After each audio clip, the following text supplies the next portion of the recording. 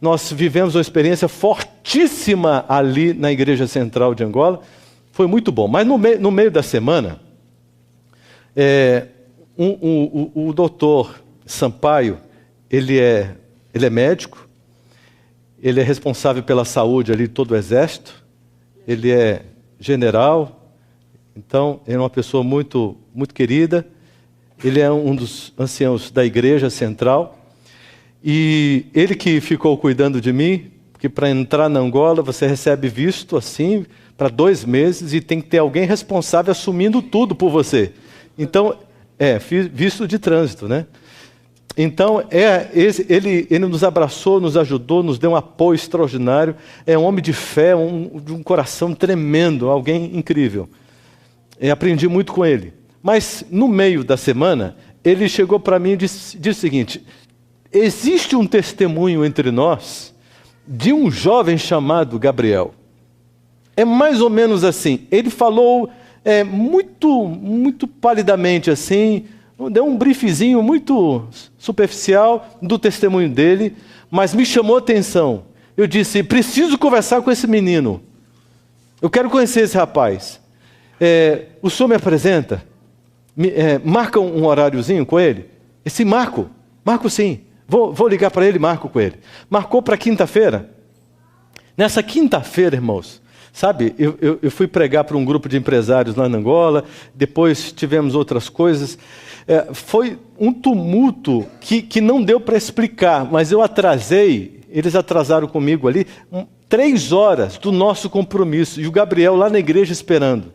E eu aflito por causa dele, mas angustiado, porque eu estava pensando que não teria condições, porque eu chegaria no hotel, me arrumaria e sairia correndo, porque eu ia dar uma entrevista ao vivo na TV, num programa ao vivo que eles têm lá para Angola, e eu falaria sobre aconselhamento espiritual, falaria sobre a série de conferências que nós estávamos realizando ali. Então, um momento importante com um veículo de comunicação de massa, para a gente chamar as pessoas.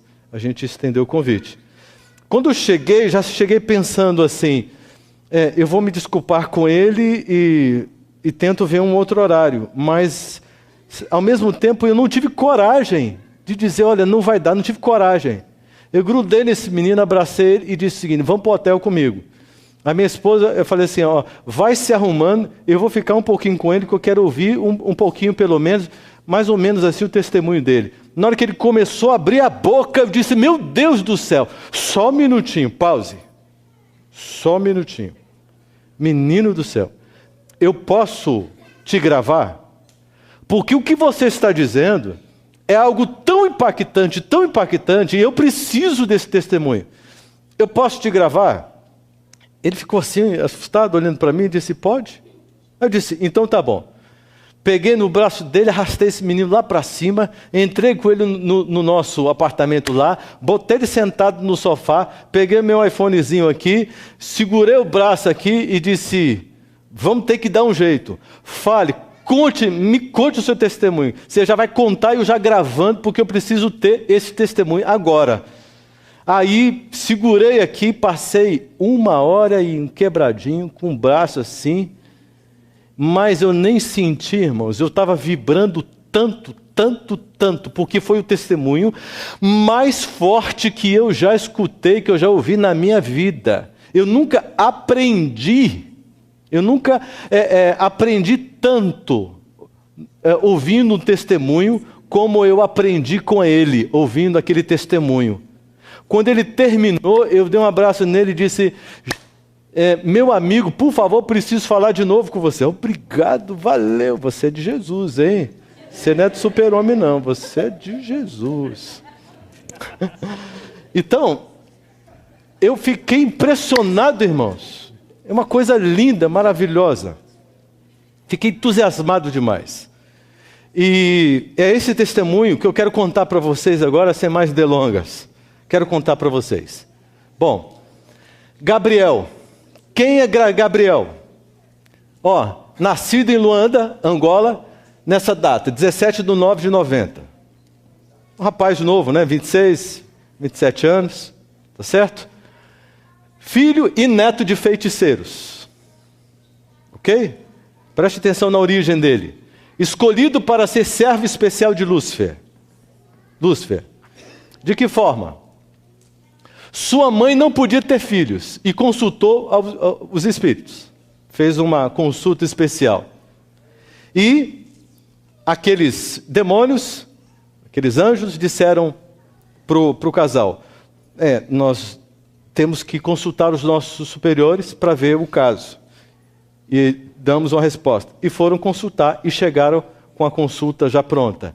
O próprio Lúcifer entrou no caso e disse: eu posso abrir a madre desta mulher, só que um filho é especial, dedicação absoluta, exclusiva para mim. É meu filho. E eles, obviamente, ficaram contentes e aceitaram de todo o coração. Ok, tranquilo, você escolhe, um filho é seu. Bom, ela ficou grávida, teve o filho, mas os espíritos chegaram e disseram: não é esse não, vai ser o próximo. Quando ela ficou grávida do próximo, do segundo filho, aí vieram recomendações especiais. Agora sim, sob toda a recomendação necessária, a mãe deveria ter um regime vegetariano estrito. Ok? Esse é o primeiro ponto. O objetivo era que ele tivesse saúde, né? E futuramente seguisse por esse regime e tivesse a mente clara. Então, o que os demônios explicaram para a mãe, para o pai? Disseram o seguinte: o ser humano é constituído pelo que come e bebe, vê e ouve. Sendo assim, né, a instrução seria essa: seu líder, o anjo Asbad, que é um assessor de Lúcifer, e que é estudioso da mente humana, perscruta a mente humana desses tempos todos, 6.000 anos aí, né? Para conhecer e elaborar sempre estratégias para poder aprisionar, escravizar a vontade e o desejo. Ok? Então, esse conselheiro aí deveria anunciar o sistema luciferiano estabelecido para o mundo. Então, o pensamento era o seguinte: esse menino vai ser instruído por nós e ele vai anunciar para o mundo, partindo do seu país, o CFM, Crenças Fundamentadas em Mitos. Vocês vão entender como é que funciona isso, irmãos. Gabriel dizia o seguinte: eu convivia com os anjos em suas diversas formas e manifestações. Desde que ele nasceu, ele enxergava os anjos. Então sempre foi uma coisa normal para ele, né? E para que tivesse uma mente clara e fria, teria que ser vegetariano, mas para ser frio de sentimento, deveria tomar um suco especial todo dia que continha sangue humano, colhido em sacrifício. Tá certo? Uma história como essa, irmãos, é uma história muito recorrente na África, de um modo geral. Não causa tanto espanto. Só que o caso do Gabriel, ele é ainda mais especial, porque ele foi escolhido por Lúcifer, destinado para um ministério muito, muito separado, muito especial. Gabriel era ensinado pelos demônios que ele era um Deus, não é? E que o ser humano era simplesmente um objeto, nem merecendo viver. A vida é banal. A vida é banal. Então, desde o seu nascimento, Gabriel ele foi criado ali no sítio, junto dos seus avós, dos seus pais, mas na presença dos anjos. Então, os anjos cuidavam dele. Quando todos saíam da casa, ninguém se preocupava, porque os anjos estavam com ele, né, cuidando do menino, porque o menino era muito especial para o seu líder maior. Ele foi criado assim, no sítio. Mas aos 6 anos de idade, ele sai do sítio e vai para a aldeia. Pela primeira vez agora, ele tem contato com movimento, com pessoas, com uma civilização ali, ainda que um lugar muito pequeno. uma região muito, muito restrita. Mas ele se surpreende porque agora ele estava vendo aquilo que os anjos já haviam dito para ele sobre a intensidade do mundo espiritual. Então ele enxergava, especialmente à noite, todo o movimento, todo o tráfego espiritual da correria dos demônios e tal, dos feiticeiros. E ele deveria ser para os feiticeiros, né, ele foi apresentado pelos espíritos como alguém superior a eles. Então, no período noturno, ele poderia contemplar o mundo espiritual, ver feiticeiros em atividades. Ele era um reptiliano. Isso significa, eu nem conhecia essa palavra, isso significa um canal dos espíritos. Então, ele recebia os espíritos falavam por meio dele e dava instruções, então, para os feiticeiros. Então, existe uma certa hierarquia, ok? Então, ele deveria receber um preparo avançado. Ele seria preparado para ser um escritor habilidoso, de muito sucesso. Conhece no Brasil Paulo Coelho? Quem é que não conhece Paulo Coelho no Brasil? Quem? É famoso mesmo, né? Um dos autores mais lidos, não é? Até nós, adventistas, sabemos da existência dele. Então, ele deveria ser um escritor famoso no país dele, mas com um objetivo muito interessante. Ele apresentaria as doutrinas, apresentaria todo o esquema, todo o plano satânico para fazer a cabeça das pessoas, iludir as pessoas.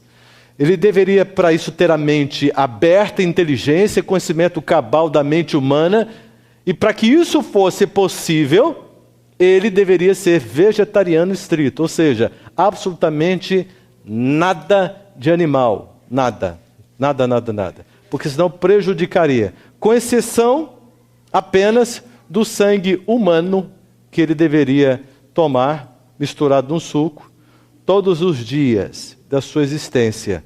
Era uma questão de pacto.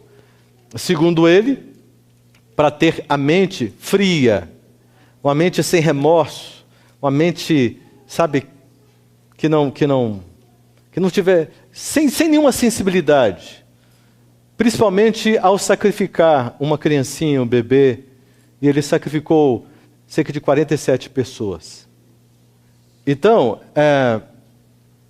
e para ele, nenhum sentimento, um ritual comum, tranquilo, sangue colhido, para servir, né, para compartilhar entre os adoradores, e assim que funcionava.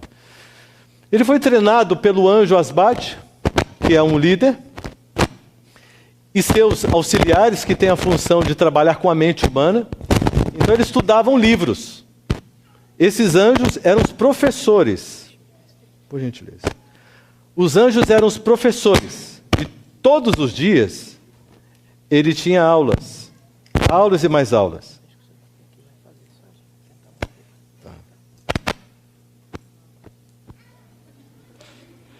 Todos os dias ele então... Não tem jeito. Deixa para lá. Hã? Pode? Você que sabe. Então tá bom. Tira o paletó? Ajuda? Tira o paletó? Talvez, quer tentar? Pode ser? Então vamos aqui. Olha só. Se tiver aí, tá bom. Então, olha só. A Bíblia foi apresentada para Gabriel. Os demônios estudaram a Bíblia para ele. Deram um estudo bíblico de acordo com o esquema deles. Eles não apresentaram todo o esquema do plano da redenção. Apresentaram um monte de coisas para que ele conhecesse e pudesse pensar em como criar contrafações, mitos, para desviar a mente das pessoas e neutralizá-las contra aqueles ensinamentos. Tá certo? E vários outros livros ele estudou com os demônios para criar esses sistemas, ok? Todos os sistemas se baseiam no santuário. É o que Gabriel dizia. Ele diz que Satanás, ele não foge 1 vírgula do santuário. Para ele, não há interesse em criar qualquer tipo de plano, de esquema, de mensagem, qualquer coisa que esteja fora do santuário. Então, ele puxa dos símbolos do santuário, puxa dessas verdades, desses símbolos, que apontam para Cristo e o plano de Cristo para salvar a humanidade, e cria sua contrafação. Então, observe, do santuário, quais coisas que vocês conhecem assim que ele usa? Tem morte de bode? Tem derramamento de sangue? Tem incenso? Não é? Já chegou no ambiente, aquele incenso, aquela coisa. Então, observe, todos os símbolos do espiritualismo, do ocultismo, e ajunta tudo, está tudo dentro aqui do santuário, só que numa contrafação. Eles produzem um mito, uma mentira, mas tem como base o santuário. Então nada foge do santuário. Essa é a doutrina mais importante da Igreja Adventista do Sétimo Dia. Por quê? Porque a Bíblia inteira, toda a profecia, converge para o santuário. Porque o santuário todinho é Cristo. A obra, o ministério, o caráter, a vida de Cristo, juntamente com a atividade do Pai e do Espírito Santo. Juntos, é a Trindade revelada. Então, tudo que a gente lê na Bíblia, você vai perceber que é o tempo todo dentro do santuário. O tempo todo. É por isso que é tão importante. E é por isso que é tão importante para Satanás e os seus anjos. Eles não fogem disso. E quem me falou isso foi o Gabriel. E quem falou para o Gabriel foram os anjos, os demônios que estudaram com ele, para ele ficar bem informadinho das coisas, não é? Então, observe algumas coisas que ele teve a oportunidade de estudar. Revelações aqui incríveis, que ele passou. Ele usa métodos para escravizar o ser humano. Métodos. Ele falou de métodos. Eu vou apresentar uma série de coisas incríveis para vocês, irmãos. Vocês vão ficar bem esclarecidos quanto a tudo isso. Métodos. Primeiro método. Apetite pervertido, é um embotamento da mente. Esse plano, esse método é aplicado com muita intensidade e tem todo um desenvolvimento para chegar até aí.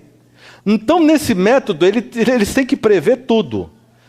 Né? Uma pessoa que não está ligada à fé, que não está ligada, né, ao cristianismo, etc., ele tem já um plano aí.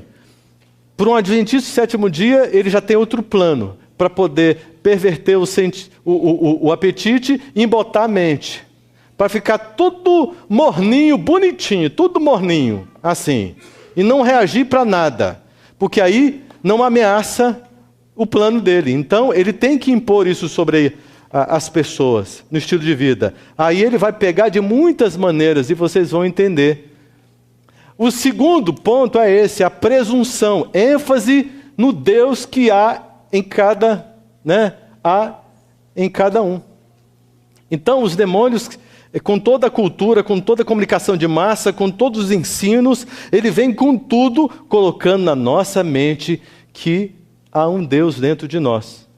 Mas isso comigo não acontece. Não acontece? E quando diante de uma decisão, que você sabe qual é a vontade de Deus, sabe que Deus revelou isso, mas você faz diferente. Por que você faz diferente? Porque eu gosto. Eu gosto. Então quem que está mandando na sua vida? É Deus ou é o seu coração? Meu coração. Então quem é o Deus da sua vida? Eu. Olha que tragédia.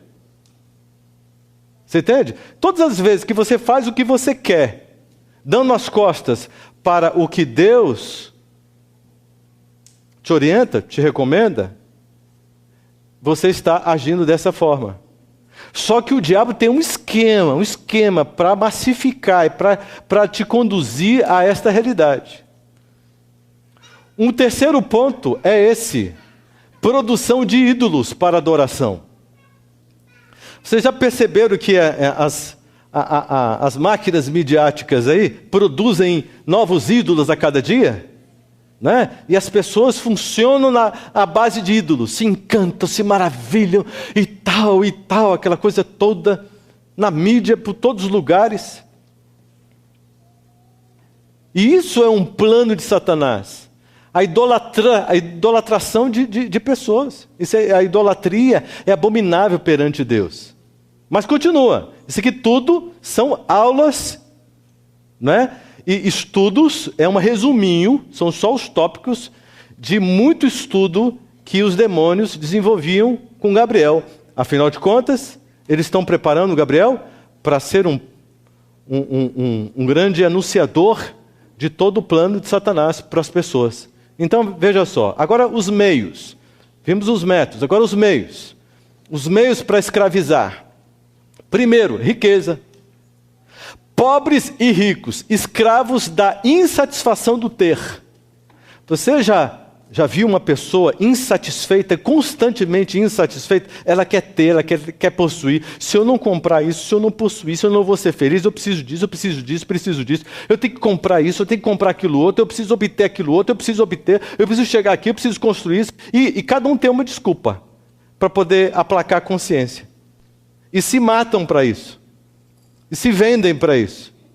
Então, essa insatisfação do ter deixa as pessoas amargas, insatisfeitas, infelizes, complexadas. Criam uma concorrência na igreja. Ah, porque o Fábio tem uma condição social maior do que a minha, ele ganha mais dinheiro. Por que eu não ganho? Eu faço tanta coisa para Deus, o Fábio nem faz nada para Deus. Que história é essa, Senhor? E eu fico tão chateado, aí começa. Mas ele também, nessa coisa toda não. Ele deve ganhar dinheiro aí, ele deve fazer alguma coisa errada aí. E não sei o quê. Começa esse espírito. Porque abrir o coração para o espírito de Satanás, a coisa começa, você perde o controle, porque você fica entregue. Você entrega os seus sentidos para Satanás. Então essa insatisfação do ter, desesperado, preciso ganhar, preciso trabalhar, preciso fazer, essa correria e tal, não tem nem descanso para o corpo e tal. Destrói o templo do Espírito Santo. Não consegue nem uma migalhinha de tempo para oferecer para Deus, nem isso.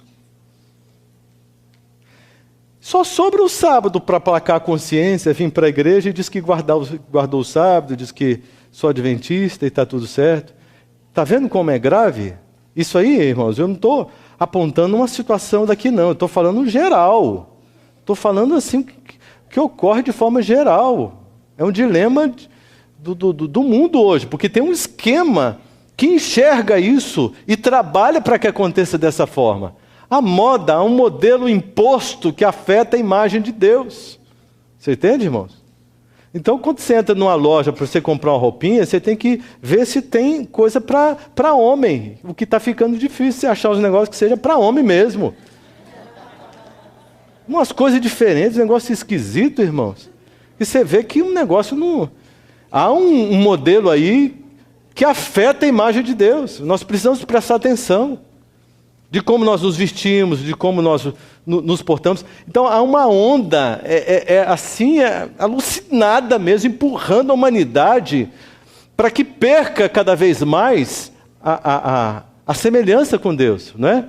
Então, terceiro ponto, a diversão. Mais tempo com as coisas e menos tempo com Deus.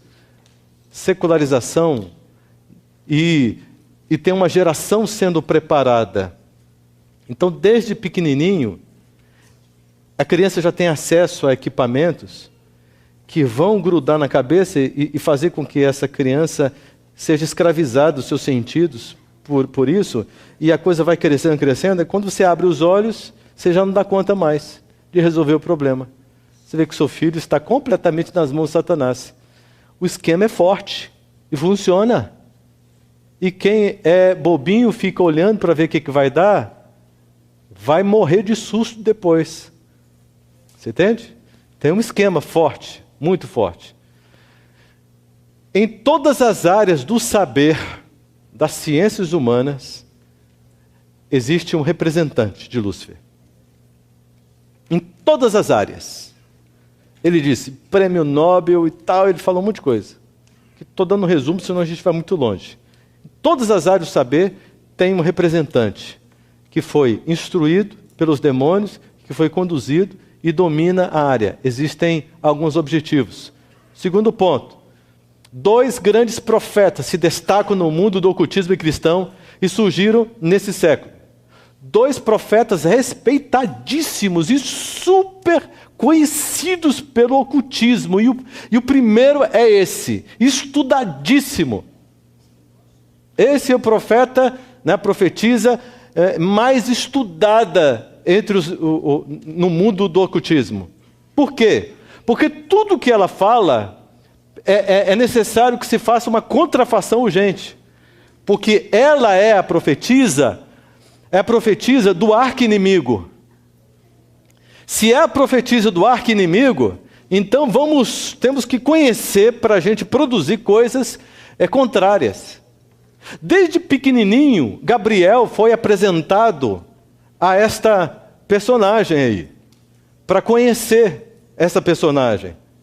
E Gabriel, desde pequenininho, ouviu dos demônios o seguinte: o nosso arqui-inimigo, que é proibido falar Jesus, não pode usar o nome de Jesus, é proibido. Mas ele foi informado, porque ele precisava saber, porque ele tinha que ser um escritor esclarecido, conhecedor, que este arqui-inimigo tem essa profetisa, e esse arqui-inimigo tem uma igreja, que é dele, Igreja Adventista Sétimo Dia. Desde pequenininho. Ele nunca viu uma igreja adventista na vida dele. Mas os demônios apresentaram para ele Igreja Adventista Sétimo Dia, como sendo a igreja deste arqui-inimigo. Então, odeia esta igreja.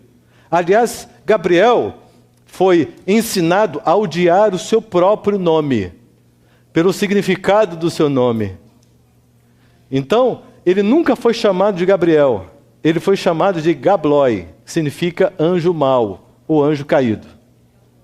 Uma identificação direta com o ser que o assistia e o visitava pelo menos uma vez por mês para ter uma conversa com ele sobre as estratégias. Um dia, Gabriel, ele foi levado para a China.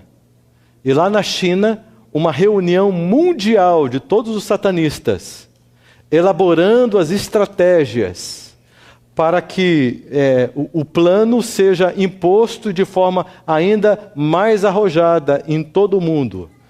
Todos os satanistas, né, cineastas famosíssimos, sabe, pessoal da área da mídia em geral, e vários intelectuais e pessoas proeminentes, e Gabrielzinho ali, para poder conhecer tudo e saber quais eram os intentos, e recebendo a sua formação para poder agir. E Gabriel disse uma coisa assim, que uma das coisas que os demônios sempre primaram em causar guerras, e Angola sempre sofreu muito com estas guerras, e as guerras civis. Então, ele disse, Satanás despertava sempre partidos políticos sob a direção dele, mas para um ele dava tese e a outro dava antitese. Então vinha a luta, vinha a guerra, o ódio, né, a intolerância, e aí toda a sociedade sofria derramamento de sangue. Gabriel disse que numa certa feita ele estava num carro sendo conduzido por uma pessoa, e ele foi para uma região da Angola que estava em guerra, e quando ele desceu e ele olhou, ele viu um monte de demônios, dando risada e satisfeitos, e levantando sangue, e dizendo, e se satisfazendo, se realizando com todo o sangue, com tudo aquilo que eles estavam produzindo. Essa imagem foi muito impactante para ele. Olha só, Ellen White, conhecida e respeitada no mundo do ocultismo, por todos os seres espirituais. Agora, um segundo personagem, esse personagem do lado deles, né? Eu quero mostrar para vocês, porque ele é muito importante para eles. O nome, né? Aleister Crowley. 12 de outubro de 1875, ó, nessa mesma... Ocultista britânico, conhecido hoje em dia por seus escritos sobre magia, especialmente o livro da lei. Olha, ele trabalhou firmemente na contrafação. Você se lembra que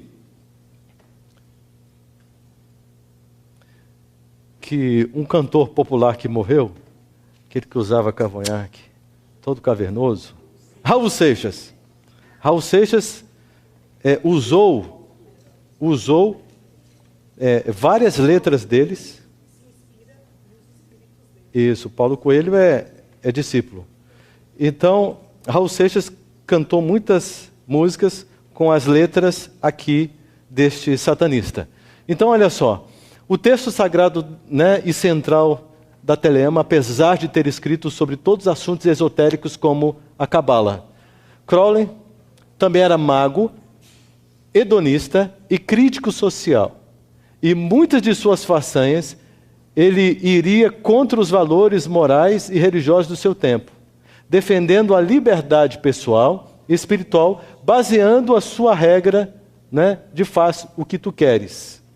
Ó, esse cidadão foi o que colocou em prática o plano que Lúcifer criou, bolou, e que Gabriel teve que estudar a fundo, para entender todo esse processo e poder, então, entrar no Espírito. Olha só, este homem, né, iniciou essas revoluções, como crítico, etc.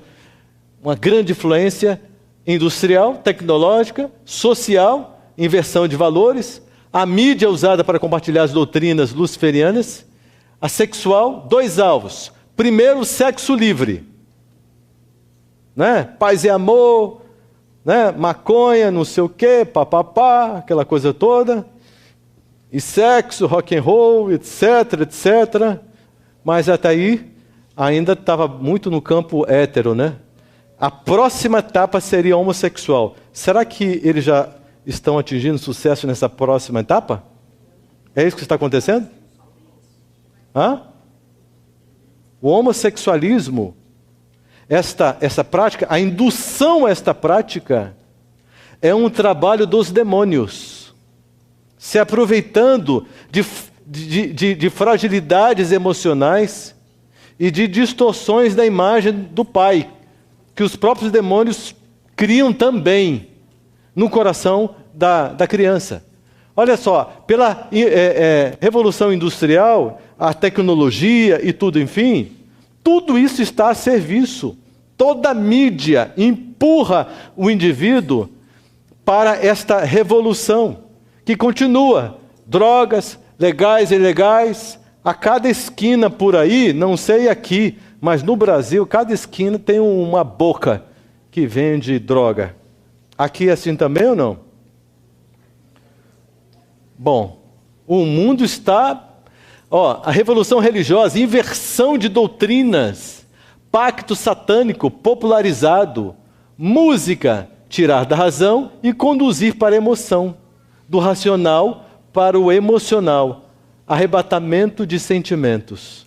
Irmãos, isso que eu estou colocando aqui, esse slide aqui e esse aqui, eu escrevi do jeito que o Gabriel me contou, me falou, me informou, daquilo que os demônios disseram para ele, repassando essas revoluções que o profeta lá, o Crowley, né, do maligno, foi usado para introduzir no mundo com sucesso. E o sucesso, ainda hoje, nós podemos observar facilmente, não é? Uma perguntinha. Olha só, será que isso aqui influenciou em alguma coisa no mundo cristão, na nossa igreja? Será que isso aqui também está influenciando? Será que essa revolução aqui também está influenciando? Será que essa revolução, essa e essa aqui também está influenciando alguma coisa? Ou nós estamos completamente livres?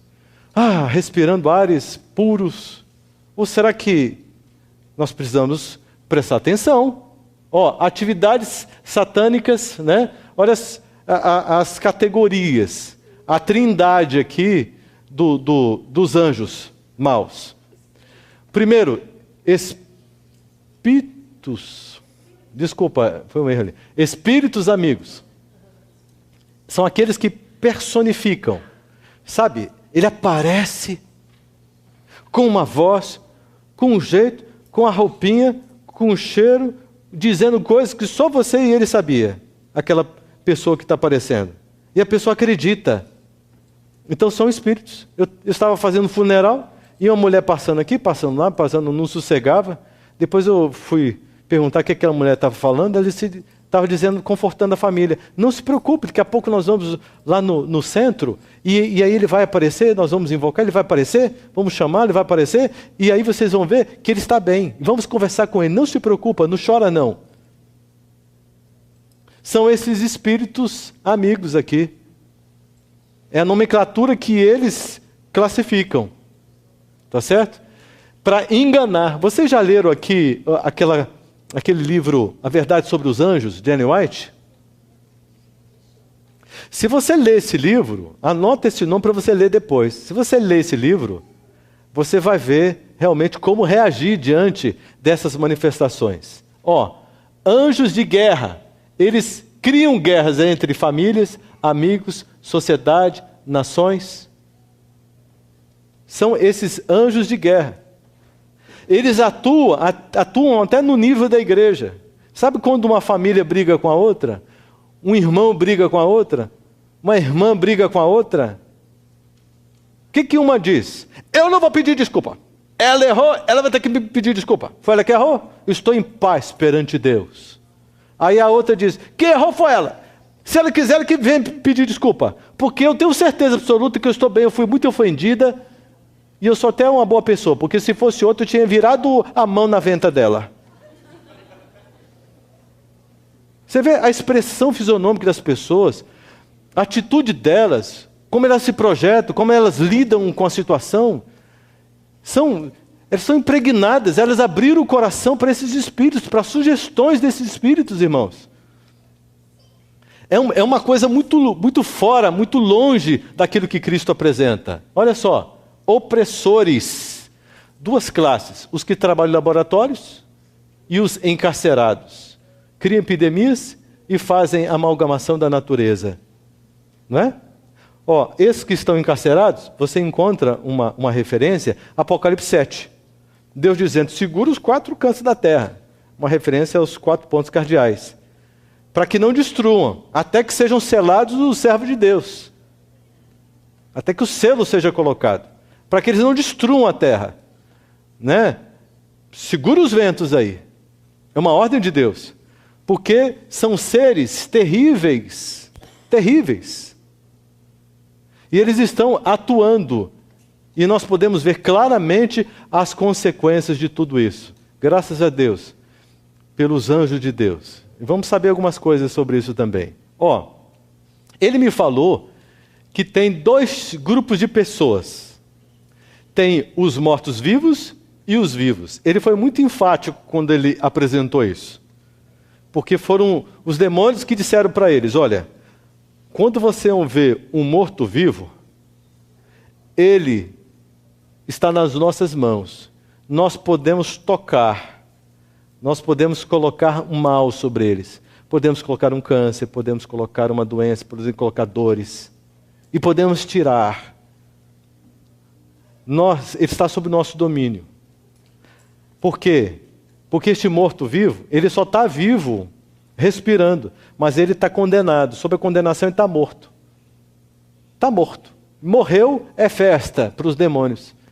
Está condenado, está morto. Está para a segundona. Vai ressuscitar só para receber o fogo, saber por que está recebendo fogo. Agora os vivos, esse nós não podemos chegar perto. Nós não podemos tocar, a menos que exista alguma autorização especial negociada em instâncias superiores. Como foi, por exemplo, o caso de Jó, não foi? Não houve uma autorização? O diabo não podia colocar a mão em Jó. Mas Deus autorizou com um objetivo. Primeiro objetivo de salvar Jó. Segundo objetivo de evitar, quem sabe, que algum coração de seres não caídos pudesse, ser influenciado ou encantado pela argumentação de Satanás. Porque ali eles viram a luta do grande conflito, desvendado diante deles. Não é? E o terceiro motivo é para poder nos transformar e nos ajudar hoje. Porque olha só o benefício do livro de Jó. Certo? Inclusive foi o livro de Jó que converteu, eu tenho essa impressão no meu coração, que converteu e ensinou para ele, deu toda a estrutura teológica necessária para Moisés, lá em Midian. Tanto é que Moisés acabou escrevendo, porque ele disse, a humanidade não pode ficar sem isso. E o Espírito Santo inspirou a escrever. Foi o primeiro livro da Bíblia. Jó. Não é? Então, os vivos são os cobertos pela graça. Eles estão vivos e estão vivos mesmo. Estão vivos e vivos eternamente. Eles não morrem, eles estão vivos. Morte no sentido de morreu, está condenado à morte eterna. Mas se morrer, apenas dorme, porque ele vai ressuscitar e vai viver. Então eles estão vivos. Olha só que conceito, eu nunca parei para pensar dessa forma. Mas os demônios ensinaram Gabriel dessa forma. Incrível, né? Ele se mantém em Cristo. Não é? Olha só, 2 grupos de pessoas. Quando um ser rejeita Deus, os demônios o reclamam imediatamente. Entretanto, a intercessão cria resistência. Você tem um filho que se rebela contra Deus. Eu não acredito mais em Deus. Eu sou ateu. Eu sou não sei o quê. Papapá, aquela coisa toda. A sua intercessão cria uma resistência e um controle pela misericórdia de Deus, atendendo a sua oração, mediante a atuação direta do Espírito Santo naquele coração, porque você está pedindo. A oração intercessora é fortíssima. Fortíssima. Ô, Osés, daqui a pouco você entra. Tá bom. Olha o que Gabriel disse. Me sentia poderoso, mas muito infeliz. Tinha um coração frio, mas mais cruel do que um pedófilo. Era muito calmo e ninguém podia desconfiar de mim. Ninguém poderia desconfiar de mim. Incrível isso, irmão. Mas Gabriel começou a pensar. Quem eu sou e para onde eu vou? Ele se sentia escravo, ele não podia escolher, não podia pensar, não podia decidir, não podia fazer nada do que ele quisesse. Ele estava plenamente a serviço de Satanás e seus anjos. Ele não tinha personalidade, ele não tinha escolha, ele não tinha nada. Ele só fazia o que o diabo queria. Ele se sentia escravo. Ele diz, eu vi pessoas em todo o mundo, reis e autoridades, que pertenciam a Satanás. Uma pessoa sozinha não sai viva do pacto. Ele não tinha essa compreensão, somente pelo poder de Deus. Ele disse isso depois, né? Mas ele dizia, eu nunca vi uma pessoa quebrando o pacto que fez com Satanás, saindo viva. Então ele não conhecia outra possibilidade. Depois que ele ficou sabendo sobre esta possibilidade de sair do pacto. Era proibido anunciar o nome e fazer perguntas sobre a verdade. Ele dizia o seguinte, todas as vezes que eu queria fazer alguma pergunta e estava no sentido da verdade, os anjos se irritavam, ficavam nervosos e mandavam ele calar-se. E ele tinha que se calar, porque senão ele sofreria. Quem é o príncipe ou soberano do outro lado? Ele ficava pensando, quem é? Porque eles temem tanto? Um anjo desse outro líder afugentava mais de 30 dos nossos.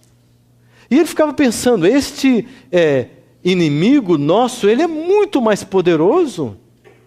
Porque um anjo dele, quando se apresenta, todos os que estão comigo se afugentam. Em algumas oportunidades que ele chegou perto de alguém acompanhado por um anjo de Deus, quando ele passava, ele tinha que passar longe. Porque se ele se aproximasse, nenhum anjo que acompanhava ele, os os que o acompanhavam desde o nascimento, ficavam perto. Por que isso? E ele perguntava e eles ficavam nervosos, muito irritados. Em uma missão para destruir uma casa de missionários, para destruir um casal de missionários, obrigado. Gabriel vê a casa iluminada e um ser brilhante em cima.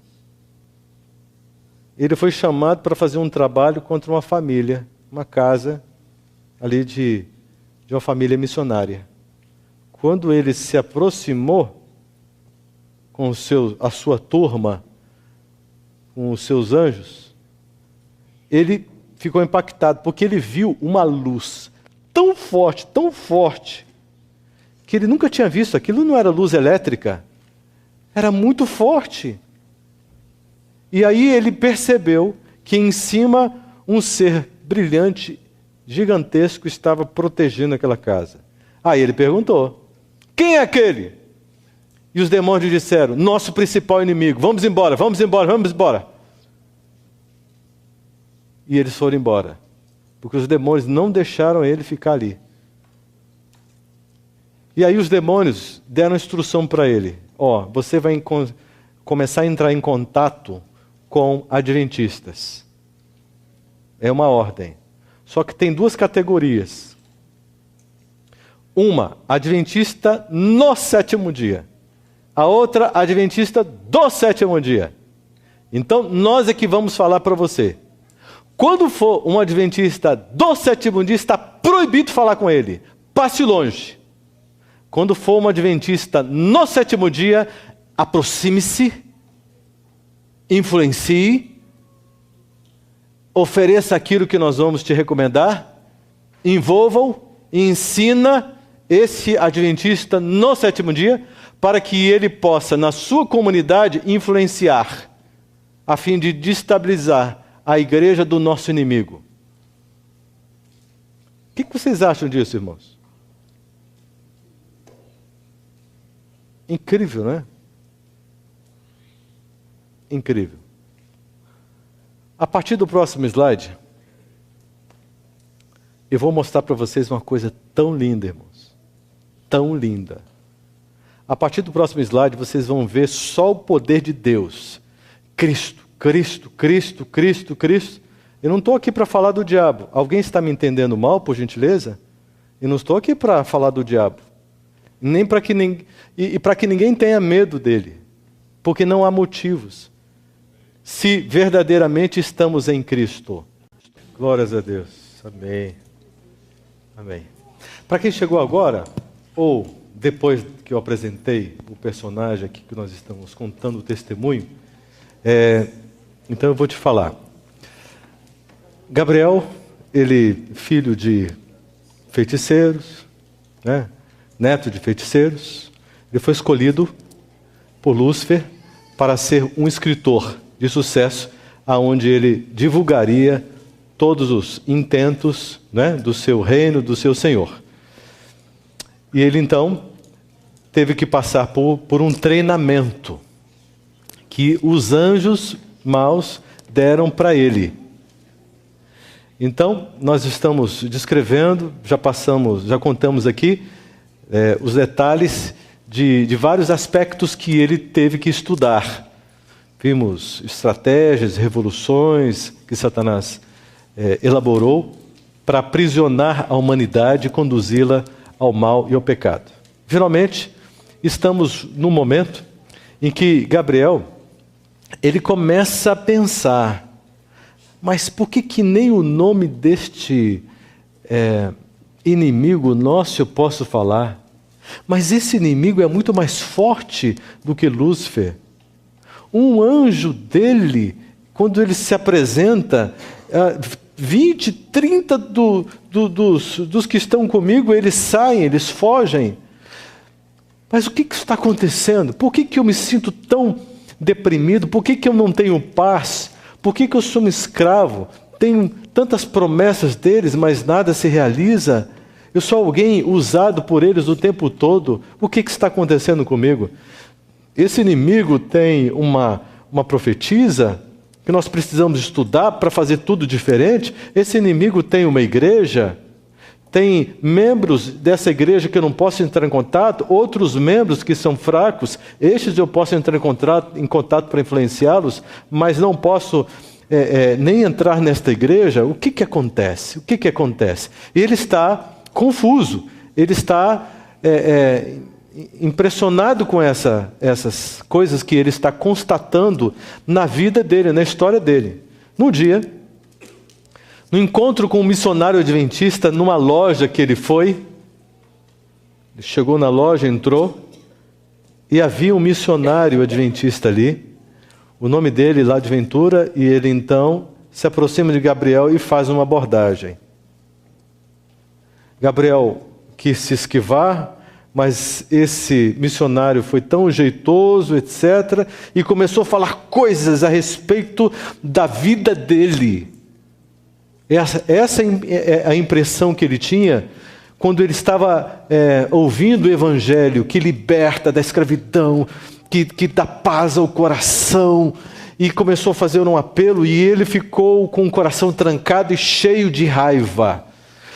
Gabriel, nesse momento, começou a pensar: ele não sabe com quem ele está falando.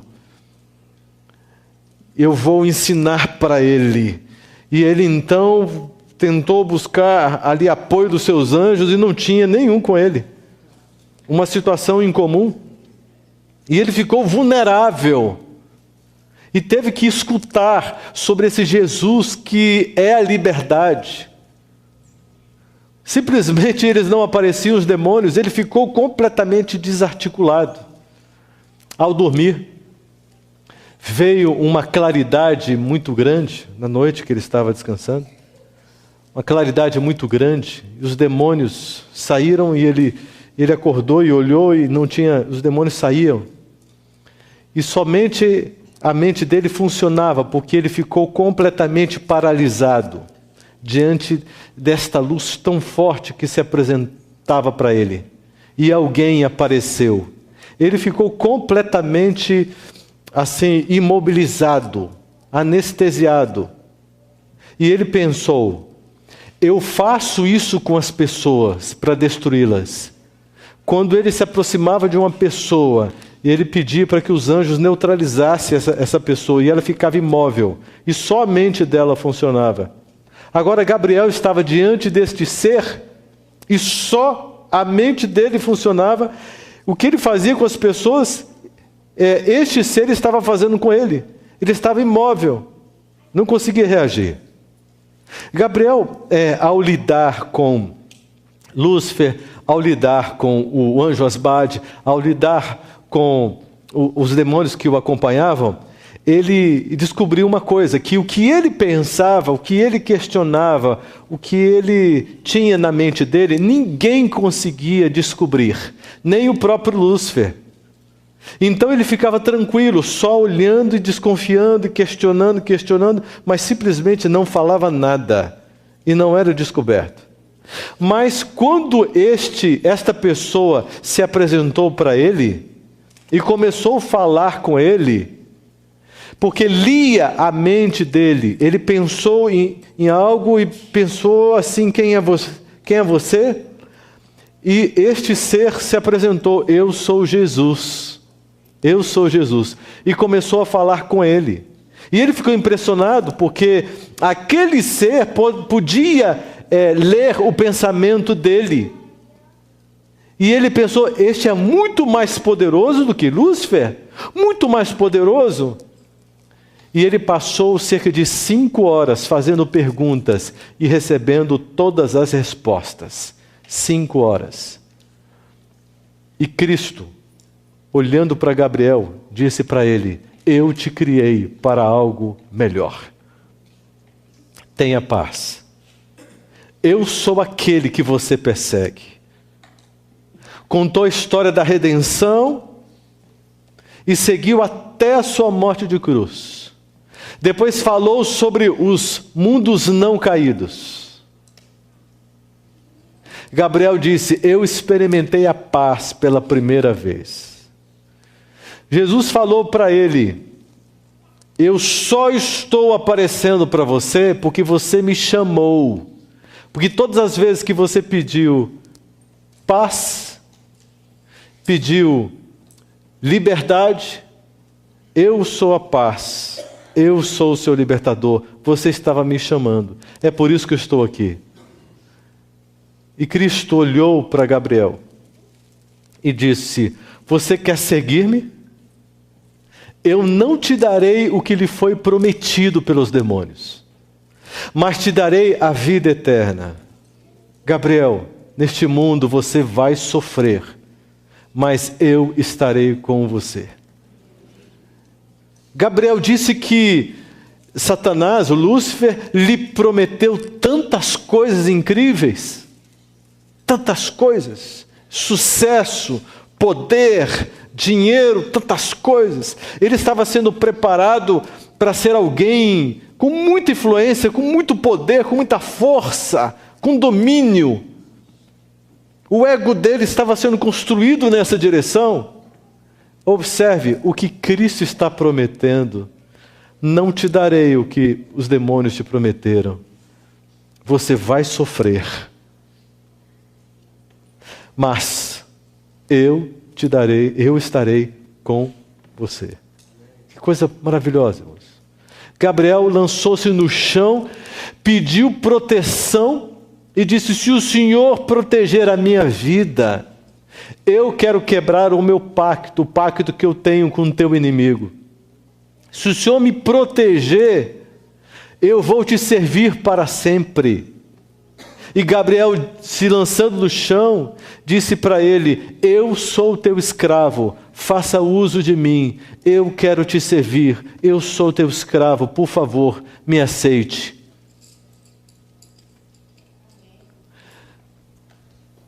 Ele disse: quero fazer parte de sua igreja, meu Senhor. Que coisa impressionante. Olha, Cristo disse o seguinte: você vai ler esses livros. Quando você terminar de ler, que você ensinou para ele onde ele conseguir esses livros, da profetisa dele, Ellen White. Assim que ele terminasse de ler esses livros, ele deveria procurar uma igreja adventista e pedir para ser batizado. Patriarcas e profetas, profetas e reis, desejar todas as nações, parábolas de Jesus, Atos dos Apóstolos, o grande conflito, e tudo isso com a Bíblia ao mesmo tempo. E ele entrou nesse estudo, conseguiu esses livros e entrou nesse estudo. Acontece que no dia seguinte, Asbade apresentou-se para Gabriel e disse: você nos traiu, você nos enganou, você está dando as costas para nós. Por que você fez isso? Volte, volte. E ele disse: não tenho parte com vocês mais. Sou de Jesus. Tenho pacto com Jesus agora. Está quebrado o pacto com vocês. Sou de Jesus. Ele me protege e me ajuda. E saia daqui no nome de Jesus. Asbade imediatamente saiu. Irmãos, vocês estão observando a força de Deus? O poder de Deus? Quando Cristo obteve a sua vitória na cruz do Calvário, acabou o domínio de Satanás nesse mundo. Ele só domina onde ele é convidado ou ele é permitido, autorizado. Quando ele não é autorizado, ele não tem capacidade, não tem força, não tem poder, não tem condições para entrar e para dominar. Não tem. Não tem. Então, nós não temos motivo para temer o maligno, a menos que estejamos afastados de Deus. Porque sem Deus, nós somos vulneráveis e somos muito mais fracos do que principados e potestades do maligno. Está compreendendo, irmãos? No outro dia, apareceu Lúcifer. Lúcifer apareceu para ele e disse: meu amigo, por que você está fazendo isso comigo? Eu tenho tantos planos para você. Tenho te dado poder, autoridade, te fiz promessas, estou cumprindo as minhas promessas. Você tem uma chance, volte. Naquele momento, Gabriel pensou. Ele pensou: Lúcifer não é amigo de ninguém, nem dos seus líderes mais chegados que o servem. Ele tem qualquer tipo de amizade. Ele é mau e essencialmente cruel. Ele não tem amizade com ninguém, relacionamento com ninguém. Ele só manda desesperadamente para que todos sigam o seu comando. E mesmo assim, o reino dele não é tão unido quanto parece ser. E agora ele está aqui me chamando de amigo e me fazendo uma proposta aparentemente carinhosa. Gabriel pensou: não existe nada mais que venha dele que me convença, porque eu o conheço. Ele não me engana, ele não me ilude mais. Eu sei quem ele é, porque eu experimentei a minha vida toda o seu caráter. E naquele momento ele disse: eu pertenço a Cristo Jesus. E o pacto que eu tive com você está quebrado pelo poder de Cristo Jesus na cruz do Calvário. Eu pertenço a Jesus. Suma, saia da minha vida e não volte nunca mais, no nome de Jesus. Satanás então olhou, virou as costas e disse: tudo bem, mas você morrerá. E sumiu. O próprio Lúcifer não pode suportar a presença de alguém que se entrega para Jesus Cristo e o serve. Nem Lúcifer, o mais poderoso dos demônios, consegue suportar e resistir e minar o poder de Cristo Jesus. Cristo Jesus é poderoso. Cristo Jesus ele é o vencedor nessa batalha. Ele é o grande Miguel que se levanta para socorrer os seus filhos.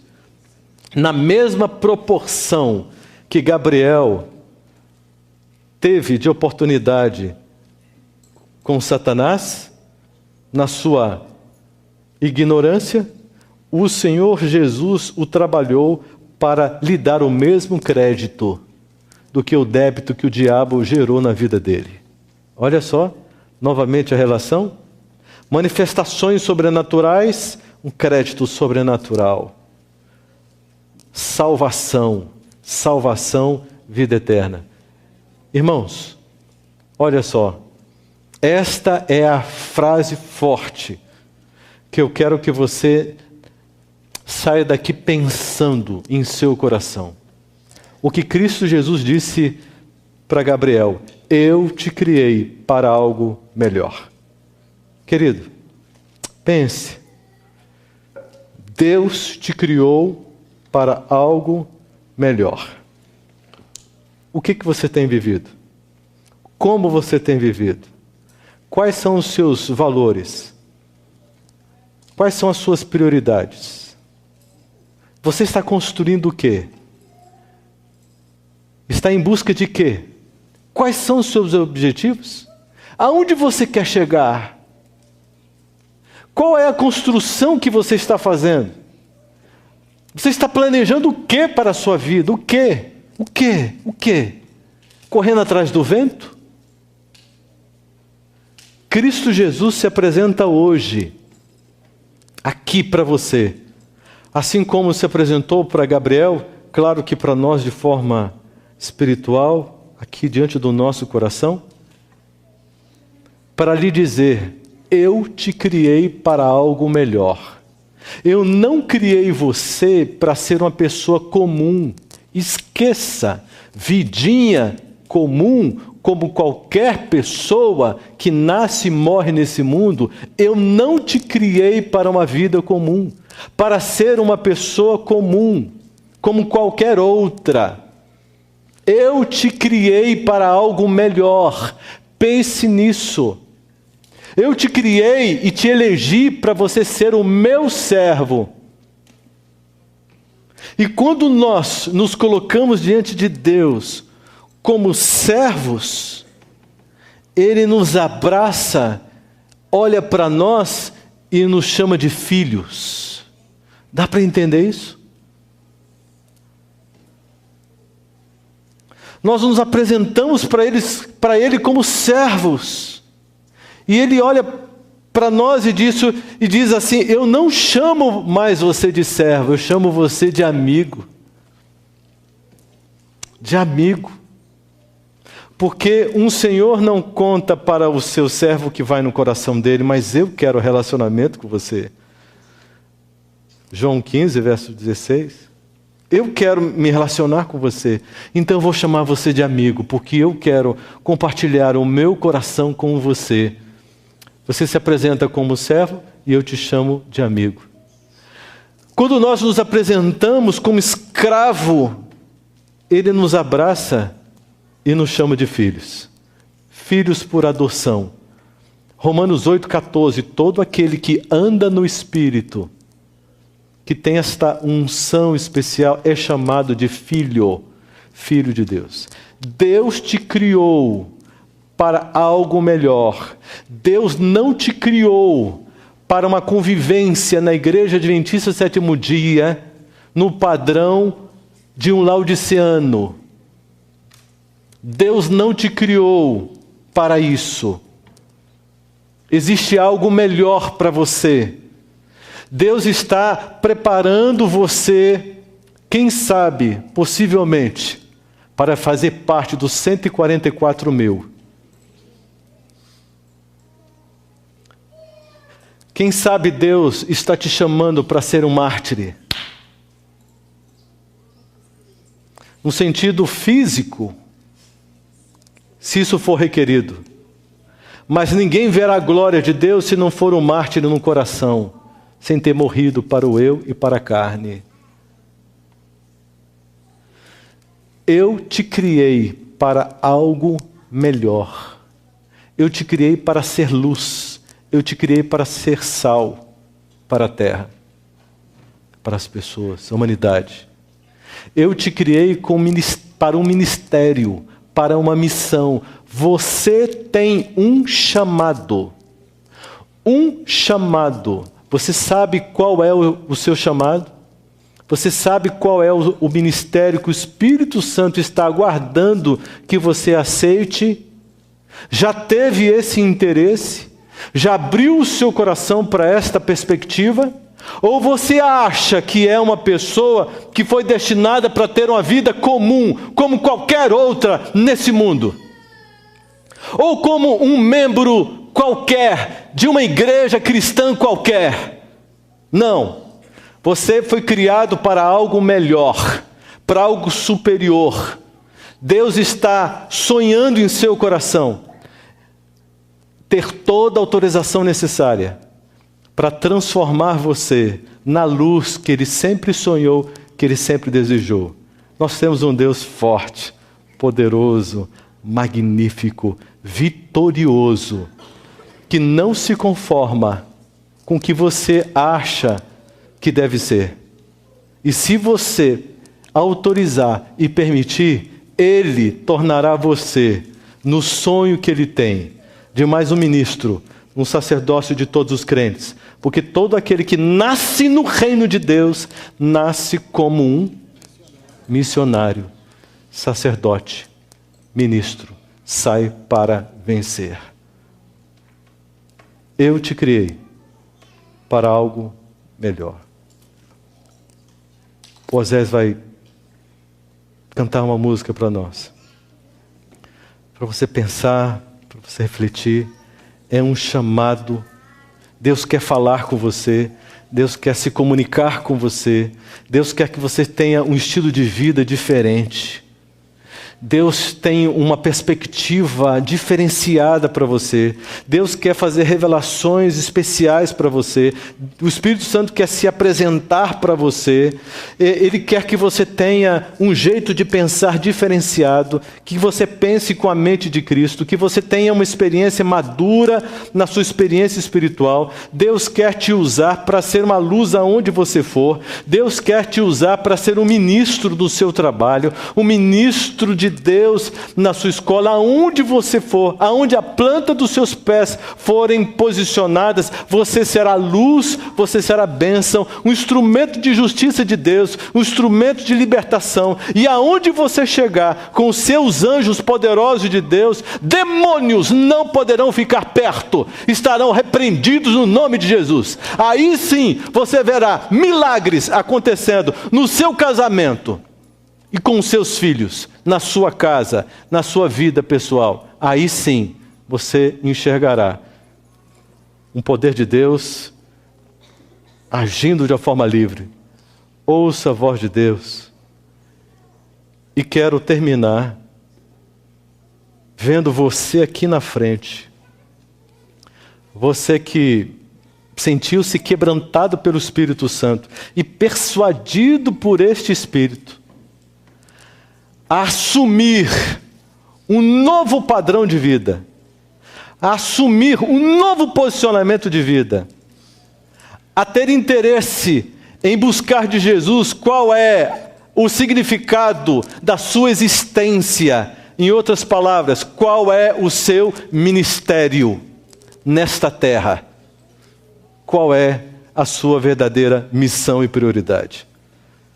Você que quer fazer esse pacto, ou a renovação deste pacto com Cristo Jesus, para que o mundo espiritual fique sabendo de que lado você está e de qual é a sua posição definitiva.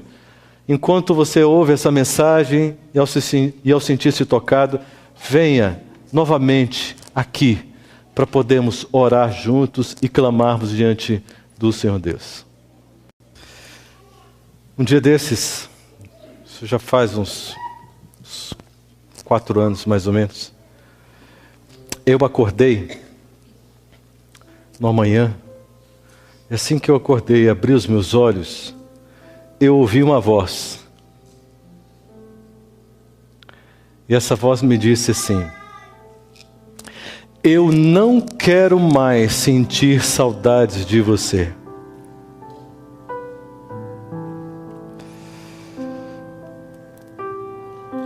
Correndo para cá e para lá, pregando o evangelho, dando estudos para as pessoas, cuidando da igreja, me envolvendo na atividade religiosa, etc. Sabe?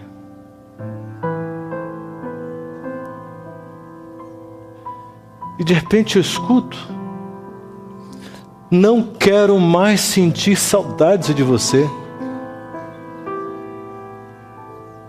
Irmãos, eu me ajoelhei e pedi perdão e misericórdia para Jesus. Nós somos criados para o relacionamento e Deus não abre mão disso. O tempo todo buscando reatar este relacionamento, esta intimidade. Esse é o sonho de Deus, essa é a vontade de Deus. Ele não desiste disso. Ninguém tira isso da cabeça de Deus. De ser o seu melhor amigo, o meu melhor amigo. Intimidade, Deus quer isso, porque para isso nós fomos criados. Esta é a razão da nossa existência. É exatamente por isso que nós nunca vamos ser felizes em qualquer outro projeto, ainda que seja religioso, se não for por esse caminho, intimidade com Deus. Será que você pode vir? Você anda sentindo saudades? O Deus anda sentindo saudades de você, de mim? A gente tem um relacionamento já de muito tempo. E eu tenho uma experiência com o Manassés que eu nunca contei e não conto isso. Mas eu tive 2 momentos muito fortes com eles. Eu estava passando por uma crise no meu casamento muito forte. E eu chamei ele um dia para orar e falei: estou cansado de ser capacho do inimigo. A gente estava na capela juntos. fomos para a capela, e ele falou para mim assim: então, é você que escolhe. É você que escolhe. Mas o mais forte, eu estava ouvindo vozes. Um dia, eu estava em casa, escutava chamar o meu nome. E eu estava no processo de buscar, de orar. E eu comecei a orar e eu começava a escutar, me chamar, falar meu nome, assim, com todas as letras. E eu comecei a ficar com medo. E eu falei: Manassés, tem um negócio estranho acontecendo comigo. Estou escutando vozes. Escutando vozes lá em casa, eu estou sozinho lá, estou escutando me chamar, eu estou com medo. O negócio está ruim. Ele falou assim: então ora. Cada vez que você escutar, sentir, ora. Eu falei: vai passar? Ele falou assim: ora. E eu fui orar. E aí a gente se encontrou, e aí? Eu falei assim: rapaz, piorou. Quanto mais falava, mais eu orava, mais chamava. Ele falou assim: eu vou te contar uma coisa. Sabe o que é? O Espírito Santo está com saudade de você. E cada vez que você escuta é porque está te chamando. Vem falar comigo, estou com saudade de você. Porque a intenção é que você nunca saia, que ele não tem que ficar te chamando. A intenção é que você esteja do lado dele o tempo todo. E isso fez uma diferença muito grande para mim. Você não faz ideia. Você não faz ideia. Eu te ouvindo aqui, vendo falar, e eu te criei para algo melhor. É algo assim que passou comigo. Eu vivi, tenho vivido. E cada vez que eu escuto, quando eu sinto, eu falo assim: eu estou longe. Perdoa, Senhor, eu preciso voltar a ter mais comunhão de novo. E é a pura verdade. Deus está chamando. E Deus está chamando. Alto. Deus tem gritado. Amém. Amém. Deus está chamando. Deus está chamando. Irmãos, será que foi mais uma semana dessas interessantes? Que você aprende umas coisinhas novas e tal, que legal. E depois a vida continua do jeito que está? Como é que foi? O que chegou para o seu coração? Essa é a minha angústia. É por isso que depois de cada pregação, falando com uma pessoa e outra, eu pergunto: você entendeu? Você entendeu? Você entendeu? Eu chegava em casa, no hotel, para minha esposa e perguntava: será que as pessoas entenderam? Será que entenderam? Existe um plano. Existe uma diretriz de Deus, um sonho de Deus, e nós estamos longe dele. Será que nós compreendemos isso? E será que nós nos sentimos estimulados por este amor e motivados suficientemente a uma reação definitiva para nos liberarmos dos ciclos viciosos, daquilo que nos escraviza, que tem a ver com o mundo?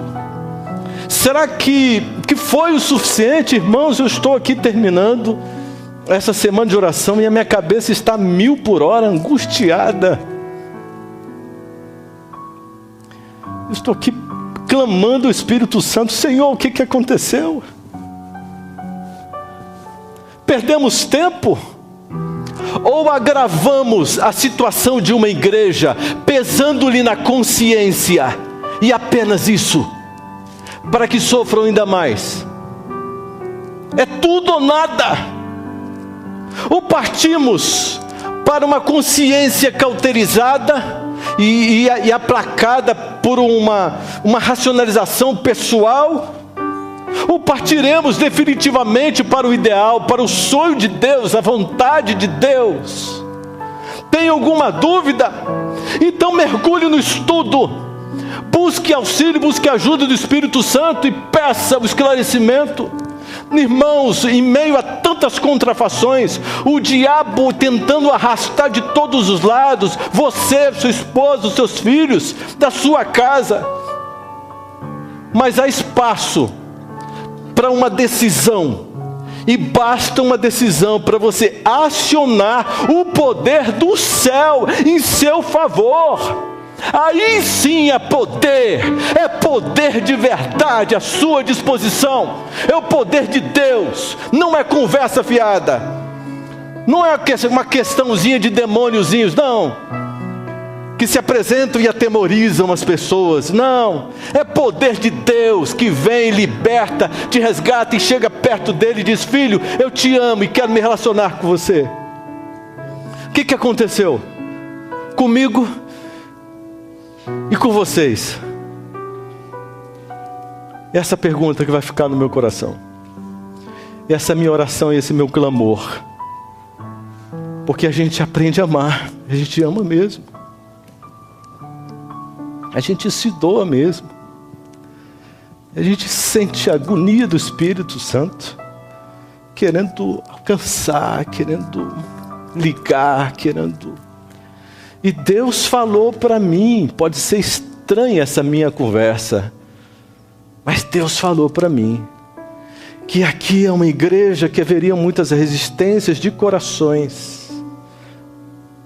haveria uma luta muito grande, mas o Espírito venceria,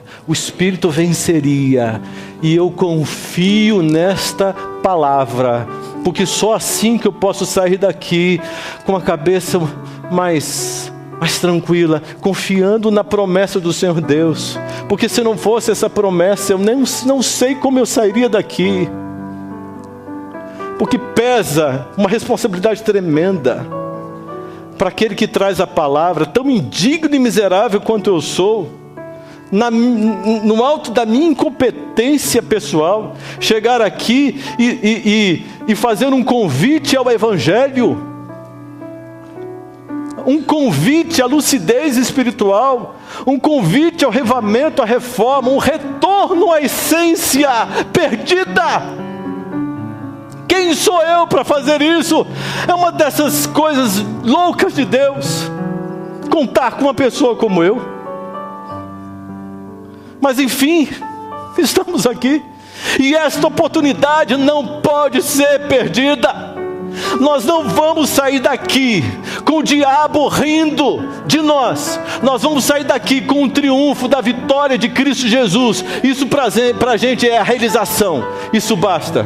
Porque eu quero ver uma história de uma igreja, juntamente com esse pastor querido, tocado por Deus, homem de Deus, separado por Deus, para cuidar de vocês, para dar apoio espiritual para vocês, como tem feito e fará cada vez mais. Eu quero chamar minha esposa aqui para orar comigo, e nós vamos orar. Me presta o microfone. Minha esposa vai fazer uma oração de bênção, e eu vou concluir no nome de Jesus.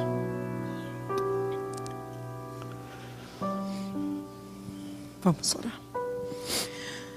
Pai, eu faço as minhas palavras as mesmas do meu esposo para essa igreja.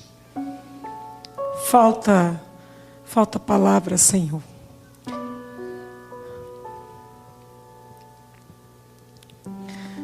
Para expressar o que vai aqui dentro.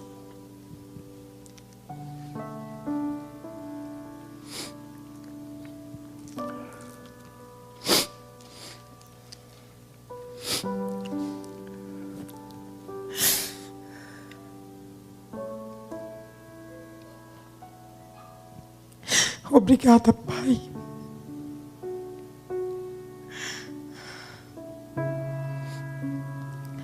Não pelas emoções, mas pela manifestação do Teu Espírito. Amém, Pai. Senhor, a esperança é muito grande, minha e do meu esposo, de que essa igreja ressuscitou. De que essa igreja compreendeu a sua mensagem, o seu carinho, o beijo e o abraço de Cristo Jesus. Um Deus preocupado, tão ansioso, tão angustiado, como o Senhor estava com os discípulos, que eles não entendiam o que ia acontecer. E eles dormiram. Senhor, essa cena sempre vem à minha cabeça, porque é o nosso estado de Laodiceia. E ninguém aqui, a partir de mim, pode dizer que não é Laodiceia. Mas o nosso estado de Laodiceia não precisa permanecer. Amém, Senhor Deus. A escolha minha, a escolha nossa, de tirarmos esse estado da nossa vida. Verdade, Senhor. Seremos a última igreja.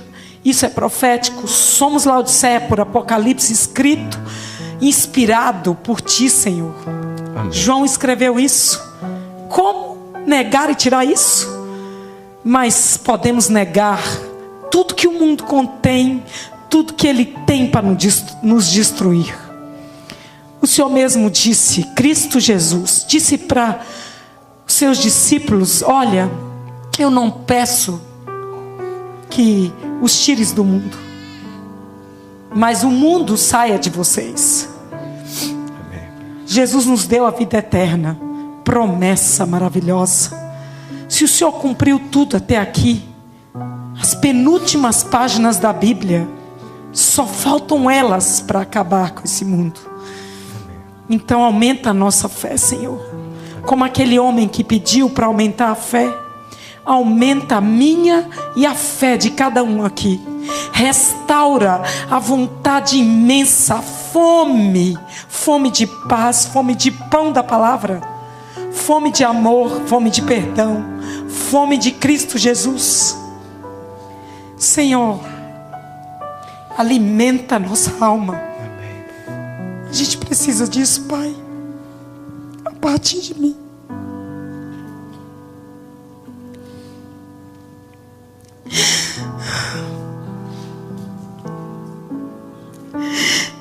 Amém. Ó Deus, misericordioso, longânimo, quero apresentar diante do trono da Tua graça e da Tua misericórdia esta igreja tão linda, com pessoas tão preciosas, caríssimas,